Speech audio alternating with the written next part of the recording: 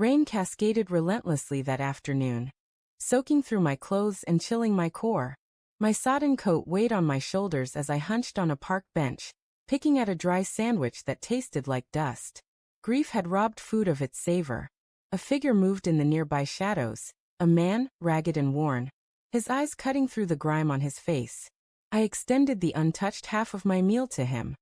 He took it with a silent nod, eating slowly, then slipped a crumpled note into my palm. A phone number. His voice sliced through the storm's howl. The time has come to right a wrong.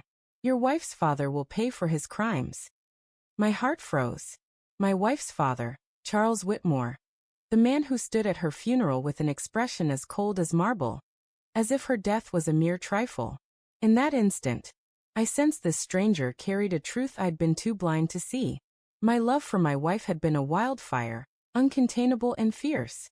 She was light, warmth, and defiance, standing by me when her father sneered at my lack of riches or influence. Charles Whitmore, the untouchable tycoon, measured worth in wealth and obedience. I had neither. He despised me, yet she chose me, loved me fiercely. Then came the wreck, a car crash on a desolate road, brakes that betrayed her. She was gone in a heartbeat. I laid her to rest, burying half my soul with her. Charles masked his apathy with crocodile tears. That night, the phone number burned in my pocket until sorrow overcame caution. I dialed. A calm, icy voice answered. Her death was no accident. It was murder. Her father wanted her free of you. He tampered with the car, paid for the deed. The world spun. My pulse roared. I demanded proof. The voice gave me a time and place to meet. A week later, in a dim motel room, I clutched photographs, a mechanic's report, and bank records, all pointing to Charles Whitmore's accounts. My knees gave way under the crushing weight of betrayal. The man who raised her had stolen her life because of me. I didn't rage or storm his estate. Anger fades. Revenge requires focus. I began crafting my plan. First, I targeted his fortune. Charles had foes in the business world, sharks waiting for his stumble. I created a phantom company, sleek and invisible, to drain his wealth through disastrous deals. Next, the evidence. The mechanic who took his bribe was spineless, swayed by money and fear. Under duress, he confessed on camera, his voice quaking. I seeded rumors in the media, anonymous tips that eager reporters chased. While Charles Whitmore stood as a pillar of industry, I wove a trap beneath him. Step 1: Isolation. His allies grew cautious as his empire bled from failed ventures. Step 2: Exposure. I sent the mechanic's confession and financial trails to a journalist who loathed Whitmore. The story simmered, building pressure. Step 3: The spotlight.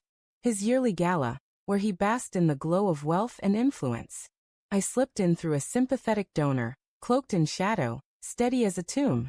The ballroom gleamed with chandeliers and clinking flutes. Charles preened, untouchable. I melted into the crowd, a phantom with a final gift. The journalist arrived, armed with the truth, timed impeccably. Phones lit up with alerts, screens blazing. Whispers turned to gasps. The headline scorched every device. Whitmore tied to daughter's killing. His face drained of color, his hands trembled as cameras swarmed. I stepped into his view, our gazes locking through the chaos. For one brief moment he saw me, not the nobody he scorned, but the mastermind of his downfall. He faltered, speechless, as the crowd engulfed him. His empire collapsed under the scandal's weight. Within days, his board cast him out. Lawsuits mounted. The mechanic testified in court. The police opened a criminal investigation. His name, once a symbol of might, became a curse in every newsroom. I faded from view, satisfied in solitude. Vengeance isn't about triumph. It's about stripping the guilty bare. Some nights, her laughter haunts me, sharp enough to cut. I cling to it, though it tears me open. I couldn't bring her back, but I made her justice my mission. Charles Whitmore will die shattered, alone, knowing his greed erased his legacy. That is my solace. If my actions carry a cost, I'll bear it.